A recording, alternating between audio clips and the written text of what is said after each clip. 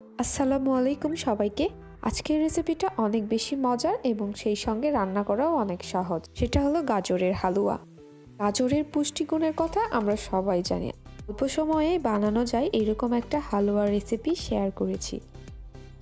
গাজরের হালুয়া তৈরির জন্য আমি এখানে 1 কেজি পরিমাণ গাজর নিয়েছি। গাজরগুলো পরিষ্কার করে গ্রেটারের চিকন সাইড দিয়ে আমি গ্রেট করে নিয়েছি।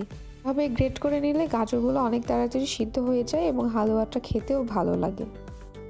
হালুয়া বানানোর জন্য চুলায় একটা প্যান বসিয়ে দিয়েছি এবং দিয়ে দিচ্ছি 2 টেবিল চা চামচ ঘি। আপনি চাইলে বাটারও নিতে পারেন।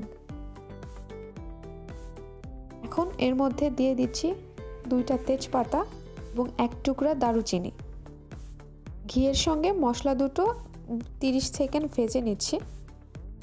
এবার এখানে দিয়ে দিচ্ছি গ্রেট করে রাখা গাজর। গাজরটা দেওয়ার পর চুলার মিডিয়াম ফ্লেমে ঘিয়ের সঙ্গে গাজরটা ভেজে নিচ্ছি, যাতে করে এর পরিমাণটা একটু কমে আসে এবং গাজরের কাঁচা গন্ধটা চলে যায়। এভাবে করে বেশ কিছুক্ষণ ভেজে নিব। এবার এর মধ্যে দিয়ে দিচ্ছি কয়েকটা সাদা এলাচ। গাজরের সঙ্গে একটু নেড়েচেড়ে মিশিয়ে নিচ্ছি। এখন অনেকটাই কমে গিয়েছে এবং কালারটাও চেঞ্জ হয়ে গিয়েছে। এবার এর মধ্যে দিয়ে দিচ্ছি 1 কাপ চিনি। মিষ্টির পরিমাণটা আপনাদের টেস্ট বুঝে ব্যবহার করবেন। আবারও এখানে অ্যাড করছি 1 চা চামচ ঘি। ঘিটা দেওয়ার পর আবারও এটা নেড়েচেড়ে মিশিয়ে নিচ্ছি। হালুয়াটা পুরোটা সময় ধরে আপনাকে নেড়েচেড়ে যেতে হবে। এই হালুয়াতে কোনো রকম পানি দিতে হবে না। চিনি থেকে যে পানিটা বের হবে এতেই গাজরগুলো খুব সুন্দরভাবে সিদ্ধ হয়ে যাবে। এবার এখানে অ্যাড করছি 1/2 কাপ পরিমাণ লিকুইড গরুর দুধ। দুধটা আমি আগে থেকে জাল করে ঘন করে রেখেছিলাম। আবারও বেশ কিছুক্ষণ নেড়েচেড়ে নিচ্ছি। পর্যায়ে চুলার তাপ হাই ফ্লেমে রেখেছি। এখন পানিটা পুরোপুরি শুকিয়ে গিয়েছে। আমি এই গাজরের হালুয়াটা আরও কিছুক্ষণ রান্না করব।